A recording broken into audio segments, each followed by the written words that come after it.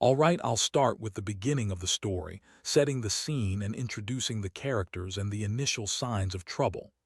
I never thought I'd be sitting here, writing something like this, but honestly, after everything that's happened, I feel like I need to get it all off my chest. So, here goes. My name's Mike, and I was married to Lisa for about 5 years. We had what looked like a perfect relationship on paper, two successful professionals, passionate about our careers and the ocean conservation project we started together. We both loved diving, and our shared obsession was building artificial reefs to help marine life thrive. It was kind of our baby, something we poured a lot of time and energy into. From the outside, everything seemed fine. We went on trips, hosted fundraisers, and spent weekends underwater exploring new sites. Lisa could be a bit bitchy sometimes, always quick to dismiss my ideas or brush off my concerns, but I figured that was just her personality, nothing serious. She was attractive, confident, and always had a comeback ready. Still, I never saw her as the cheating type. I mean, she was tight with her friends and I trusted her, or at least I thought I did. But somewhere along the way, the little signs started creeping in. First, she began coming home later than usual from her meetings or work trips. She'd leave in the morning looking exhausted but wouldn't say much about where she'd been. Then she started hiding her phone more, turning away when I tried to glance at it or rushing to put it in her purse if I walked into the room. First, I thought maybe she was just stressed with her job, or maybe it was some kind of work-related thing she didn't want to share. I didn't want to jump to conclusions. My gut, though, was telling me to pay attention. I noticed her messages, her calls. Some were suspiciously vague or filled with emojis I didn't recognize. She'd get defensive if I asked questions, rolling her eyes and saying I was paranoid. "You're overthinking," she'd snap. "It's nothing." But I knew her well enough to see the cracks. She'd get irritated if I touched her phone, and her stories about where she'd been started to clash. One day, she said she was going to a seminar downtown then. I saw her check in on social media at a beachside bar with some guy I didn't recognize. That was the first real sign that something was off. I didn't confront her immediately. I wanted to be sure. Still, my mind started racing. I'd catch her in little lies, little evasions that made me feel crazy. We had that annual diving trip coming up, and she suddenly had a work emergency that kept her from going. She told me she was too busy to explain, that she'd catch up with me later. But I had a feeling she was with someone else, someone she met through her project, maybe a guy she'd been sneaking around with for weeks. That's when I decided I needed to dig deeper. I didn't want to be the guy who ruined everything with accusations, but I couldn't ignore all these signs. I started checking her social media, her messages in secret. I found some texts that made my stomach turn, flirty, suggestive, even downright inappropriate. I saw pictures she sent, along with messages about missing him and can't wait to see you again. That's when I knew for sure she was cheating, but I didn't confront her yet. I was just gathering evidence, trying to make sense of whether I was overreacting or if I'd been blind all along. And now I'm here, writing this out because I don't know what else to do. My world's been turned upside down, and I'm stuck in this weird limbo of shock, betrayal, and anger. All I wanted was a peaceful life with the woman I loved and trusted. Instead, I find out she's been lying, sneaking around, and cheating with some guy from her marine habitat project. Someone she met during diving expeditions, who's supposedly just a friend, but from what I saw, it's way more than that. It's like my whole relationship was built on a lie, and I don't even recognize the woman I married anymore. I've never been angry like this before. It's not just the betrayal, it's the feeling that I was so blind, so naive. How did I miss all this? How could she lie to my face about something so obvious? I feel stupid, humiliated, and honestly pretty broken. But part of me is also furious. Furious that she thought she could get away with this, that she could betray me after everything we built together, and I have no idea what I'm supposed to do next. All I know is I need to figure out how to handle this. Because right now, it feels like my whole world is crumbling, and I don't know if I can fix it or if I should just walk away. Let me know if you want me to continue with the next part. I took a deep breath after I finished that first part of the story, trying to steady myself. The truth is, I was still processing everything, still trying to figure out what I was going to do. But I knew I couldn't keep pretending I didn't see what I saw. That night I stayed up, scrolling through her phone again, looking for any last piece of proof. I felt like a damn detective in my own life, and honestly, it made me sick. I remember how my stomach clenched when I saw that message from her, sent late at night. Can't wait to see you again. Tonight was just a teaser. Love you, it read. That was it. No friend, no colleague, just love you. That was when I finally broke. The shock turned into pure rage. I couldn't understand how she could lie so blatantly, how she could be so brazen about her betrayal. The next morning, I decided I had enough. I needed to confront her. No more hiding, no more pretending. I waited until she got home from what she claimed was a long day at work. As soon as she walked through the door, I was already standing there waiting. She looked surprised, caught off guard. I kept my voice steady, but there was fire behind my words. So, Lisa, I started. I know what you've been doing. I know about the guy, about your little secret affair. Don't lie to me anymore. I saw the messages. I saw the pictures. Who is he? And how long has this been going on? Her face froze for a second, then she rolled her eyes and scoffed. Oh, come on, Mike, you're overreacting. You always jump to conclusions. It's not what you think. You're just paranoid. You're making a big deal out of nothing. Her tone was contemptuous, like I was just some insecure idiot making a fuss over nothing. But I wasn't buying that, not anymore. I could see her eyes flickering, that guilty look she tried to hide. I pressed her harder. Who is he, Lisa? Tell me the truth, or I swear I'll find out myself. I know you're sleeping with him. I know it's not just work stuff. Who is he? She huffed, crossing her arms, trying to act annoyed. You really think I'd cheat on you with some guy I met during diving trips? Please. That's just your stupid paranoia talking. Maybe you're the one messing around, huh? Maybe you're the one who's been sneaking around behind my back. That was a punch in the gut. Her words, meant to deflect and blame, only made me angrier. I felt like my entire world was crashing down around me. All the trust, all the years we'd spent building something, gone. I'd been blindsided by her blatant lies, and now I was face to face with her bitchy, manipulative attitude. It was like she didn't even care that she was destroying us. I told her I needed some space, that I'd be staying at my buddy Tom's place for a while. I told her I couldn't believe how she'd lied, how she'd betrayed everything we'd worked for. She just sneered at me, rolled her eyes again, and said, "Whatever, Mike, you're overreacting. I don't have to justify myself to you." That was when I realized she wasn't even trying to deny it anymore. She was just throwing attitude, trying to dismiss me as a jealous idiot. That night I slept on the couch trying to process what I'd just heard. I felt a mix of shock, heartbreak, and simmering rage. How could she be so callous? How could she throw away what we had for some stupid affair? I kept replaying that conversation in my mind, wishing I'd handled it differently, wishing I'd asked questions I didn't dare ask. But part of me knew I was already too far gone. The next day, I started thinking about what my future would look like. I couldn't live with a woman who lied to my face, who cheated on me with some guy she'd met during diving expeditions. The thing is, I had no idea how long this had been going on, or how much more she'd lied about. I felt like I'd been played for a fool, and that realization hurt worse than anything. I remembered the project we worked on, the marine habitat compositions, the diving trips, the plans we made for ocean restoration. All of it was tainted now. I looked at the photos we took, the messages she sent, and I felt like all that beautiful, meaningful work was somehow tainted by her betrayal. It was like she'd taken everything we cared about and used it as a cover-up for her lies. Honestly, I was at a loss. Do I fight for her? Do I try to save what's left? Or do I walk away and never look back? I'm still torn, but I know one thing. I can't keep pretending I don't know the truth. I don't know how long I'll stay angry, hurt, or confused. Right now, I just want to understand why she did it, why she lied, and how I'm supposed to move on from this mess. Let me know if you want me to continue with the next part. After that explosive confrontation, I stayed away from her for a few days, trying to clear my head. It was like my mind was stuck in this whirlwind of betrayal, anger, and sadness. Every time I closed my eyes, I saw her with that guy, her lips, her eyes, the way she looked so damn carefree and dishonest.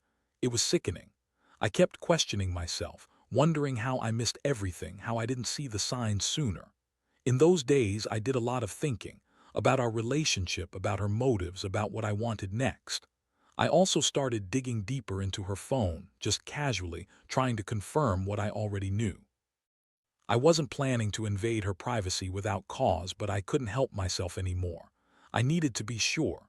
I needed to understand the scope of her betrayal.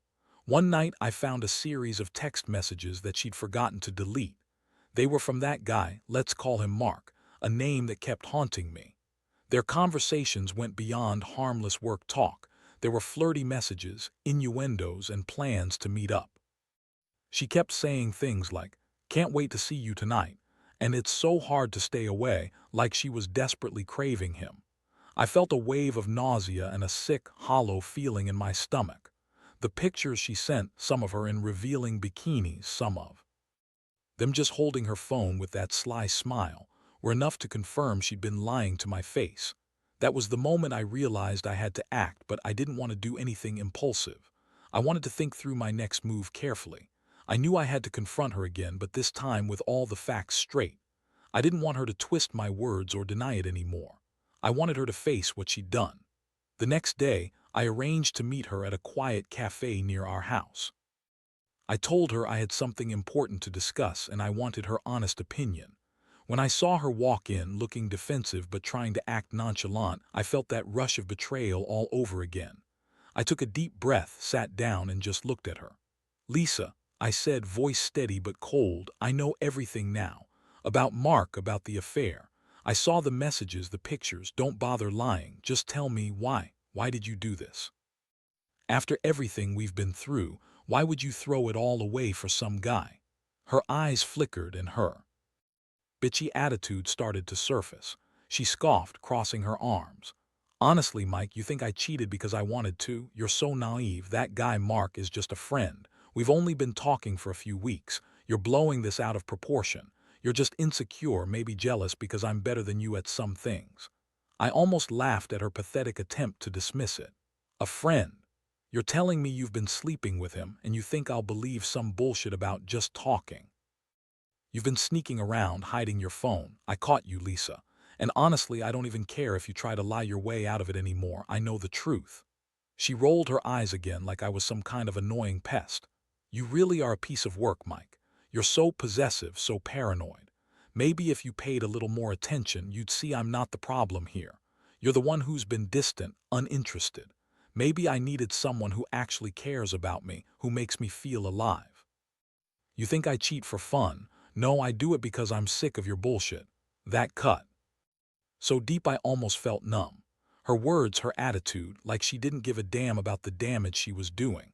It was like she was proud of her betrayal, throwing it in my face like some kind of twisted victory. I couldn't believe I married someone who thought she could manipulate her way out of this, who thought I was just some naive fool who'd never figure her out. I told her I was done. Done with her lies, done with the betrayal. I told her I was leaving, going to stay at a friend's place until I figured out what I wanted. I told her I didn't want to see her again, not until she could face the reality of what she'd done. She just shrugged and smirked like she didn't care. "Fine," she said, "but you're making a mistake. You're just going to regret walking away from this." That's when I realized how much she didn't care about us, about what we had. She was more interested in her little affair with Mark, in whatever thrill she was getting from sneaking around. It made me angry, but also incredibly sad. I had loved her, trusted her. And she'd thrown it all away for some stupid marine habitat project, for a guy she met during diving expeditions. That night, I went back to my friend Tom's place, feeling like I'd been punched in the gut. The worst part was knowing that everything I thought was real, our shared dreams, our plans, our love, was just a lie. I kept thinking about all the times she dismissed my concerns, called me paranoid, and lied to my face. How could I have been so blind? How did I miss all the signs? Now I was sitting here trying to figure out what comes next. Do I fight for her? Do I try to save what's left? Or do I just walk away and accept that I was played? Honestly, I don't know. Whatever I do, I know my trust is shattered and I'll never see her the same way again. Let me know if you'd like me to continue with part 4. The The days that followed were some of the darkest I've ever experienced. I kept replaying everything in my mind, every little sign I ignored, every moment I trusted her without question. The betrayal cut deep, but what hurt the most was the realization that someone I loved, someone I shared my life with, was capable of lying so effortlessly. I'd always believed in honesty and commitment, and now I felt like I'd been punched in the face with the bitter truth that she didn't value those things. I tried to keep busy, throwing myself into work and my hobbies, but nothing helped. My mind kept circling back to her bitchy attitude, her lies, her sneaky ways. It was like I was obsessing over some toxic puzzle I couldn't solve. I even considered confronting Mark, but I knew that wouldn't lead anywhere good. The damage was done, and I had to figure out what I was going to do about her. One night I was sitting alone in my apartment, staring at my phone when I got a message from her. I was surprised, considering we hadn't spoken much since the confrontation. Her message was short but pointed. "We need to talk. I want to explain everything." I hesitated for a second, then decided to reply. I told her to come over, but I wasn't promising anything. I just needed to hear her side of the story, even if I already knew what it was going to be. When she arrived, she was her usual bitchy self, smirking, acting like she was the queen of the world. She sat down across from me, crossing her legs, and started listing off excuses. "Look, Mike, I didn't mean for it to get this far. It's just that you've been so distant, so uninterested. I felt neglected, like I wasn't good enough. Mark was there for me when I needed someone to listen, someone who actually paid attention. Wasn't about sex, not really. It was about feeling wanted." I couldn't hold back my anger. "That's bullshit, Lisa. You lied to me for weeks, maybe months. You said you were working late, going on seminars, but all I saw were your messages to him, your pictures. Don't you think I knew? Don't you think I felt it? It wasn't just about feeling wanted, it was about betrayal. You were sneaking around, hiding your phone, lying to my face. How could you do that? How could someone I trusted do this?" She rolled her eyes, scoffing. "Oh, please, you're so dramatic. You think I wanted to cheat.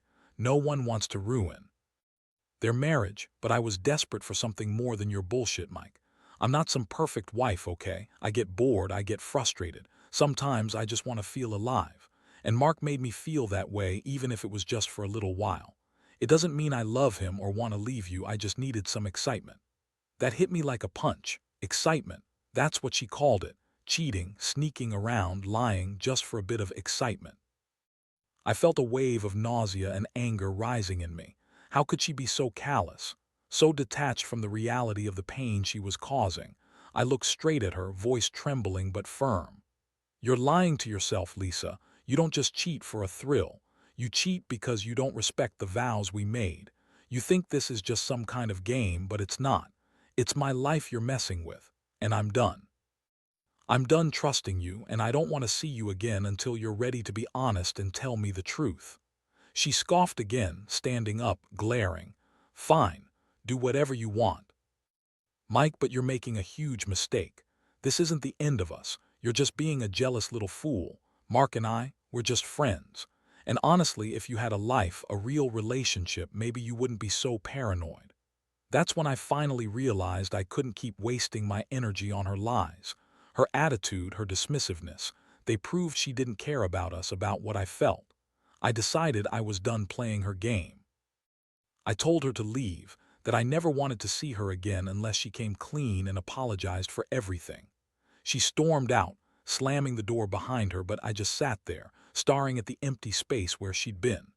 In that moment, I felt a strange mixture of relief and despair. Relief that I had finally confronted her, that I was taking control of my life again.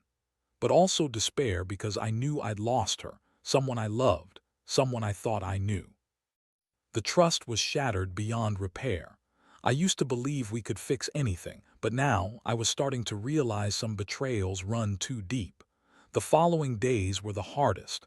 I tried to imagine a life without her, without the woman I thought I knew. I thought about all the future plans, our ocean projects, the vacations, even the little things like dinners and movie nights. All of it felt pointless now. I kept asking myself if I should fight for her, if she truly cared, or if I should just walk away and cut my losses. I knew one thing: I couldn't keep living in this emotional limbo. Whatever came next, I had to find a way to rebuild myself. I had to decide if I was going to forgive her or if I was finally going to let go. The trust was broken, and honestly, I wasn't sure if it could ever be repaired. But I also knew I deserved better, that I didn't have to stay in a relationship built on lies and betrayal. I just wish I'd seen the signs earlier. Maybe I could have saved myself from getting hurt so badly. But now, all I can do is move forward, whatever that means. And I hope somehow I'll find a way to heal from this. Because right now, it feels like I'm just trying to hold on to whatever little piece of myself I have left. Let me know if you'd like me to continue with part 5. The weeks that followed were a blur of conflicting emotions. I moved out of the house, partly to give myself space, partly because I couldn't stand being in the same place where she had lied to me so many times. Every corner of that house seemed to echo with memories of our better days, now tainted with betrayal. I stayed with Tom, my best friend, who was surprisingly supportive, more than I deserved, honestly. I didn't want pity, but I desperately needed someone to talk to, someone who wouldn't judge me for feeling like a complete failure. I kept replaying everything in my mind, trying to understand how I could have missed all the signs. Was I really that blind? Did I really love her so much that I ignored the obvious? It's a brutal truth, but I realized I had been holding onto an illusion of us, an illusion she shattered with her lies. I kept asking myself if I should fight for her, if there was any hope left, or if I should just accept that I'd been betrayed and move on. One thing was clear: I needed closure. I needed to hear her say the words I already knew. I needed her to admit everything so I could finally let go. So I arranged to meet her again, just to talk, just to get this over with. Honestly, I didn't think I could keep living in limbo, not knowing if she truly cared or if she was just playing me for a fool. She showed up at the cafe again, looking pretty much the same, defiant, bitchy, and full of attitude. She sat down across from me, arms crossed, with her usual smirk. I was furious, but I kept my tone as calm as I could muster. "Lisa, I want to hear it straight from you. Did you sleep with Mark? Tell me the truth. I deserve that much at least." She rolled her eyes, scoffing. "Oh, you're still on about Mark. Honestly, Mike, get over it. Yes, I slept with him, but it wasn't about love or some deep connection. It was just sex. It didn't mean anything. I told you, I was bored, frustrated, and he made me feel alive for once. That's all it was." My stomach twisted. That's all it was. That was her explanation. I felt betrayed all over again. How could she be so callous?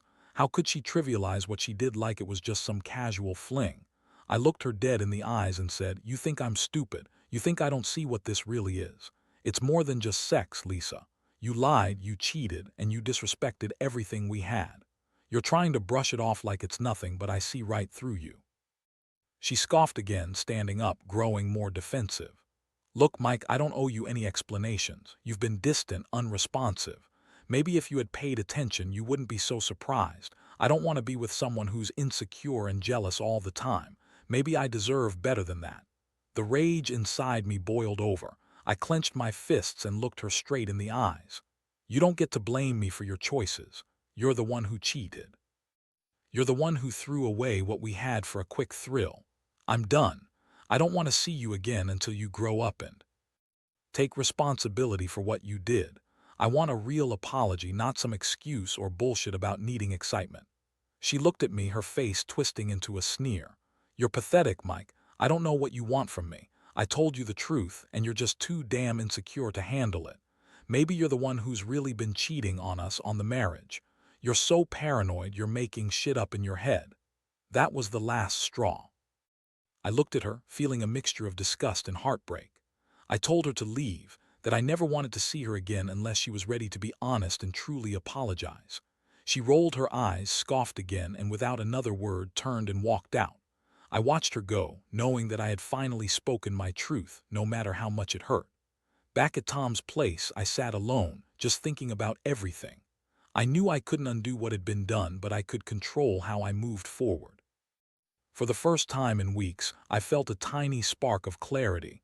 This wasn't just about her cheating.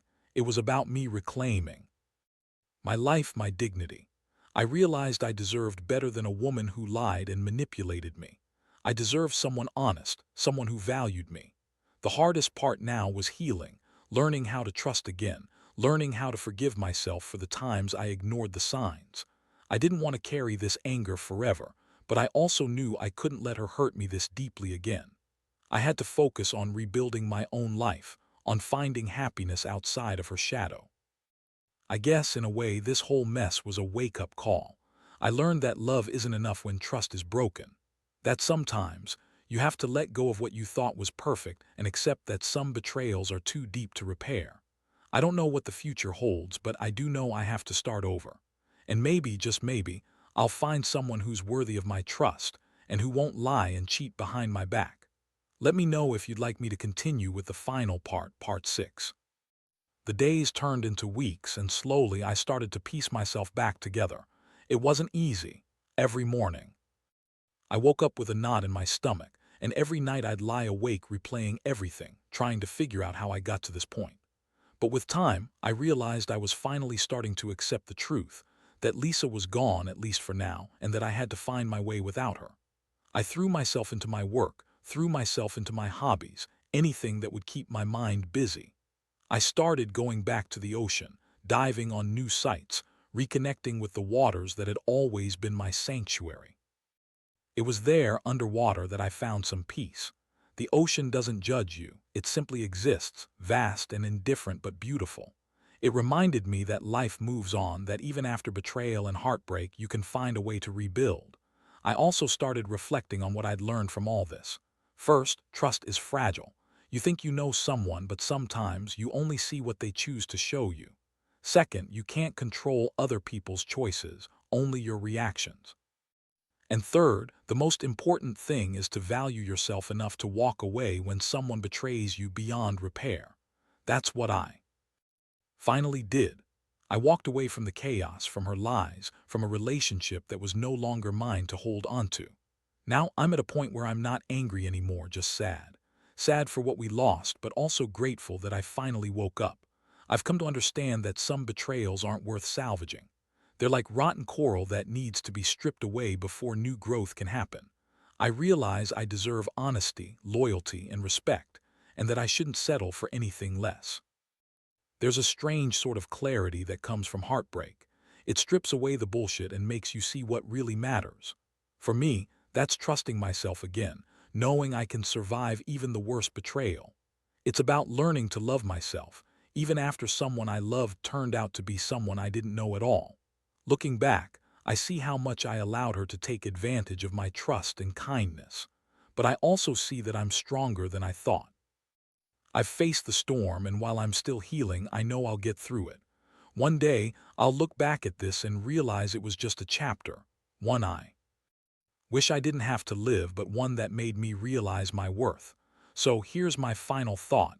If you're going through something similar, don't hold on to what's broken. You can't fix what someone else refuses to acknowledge is broken. Trust your instincts. Get out when you need to. And most importantly, never forget that you're valuable, worthy of honesty and respect. That's the real lesson I've learned. And I hope someday I'll find love again. Someone who truly cares, who's honest, and who won't betray me like she did. Until then, I'll keep swimming in my ocean, healing and moving forward. Mike.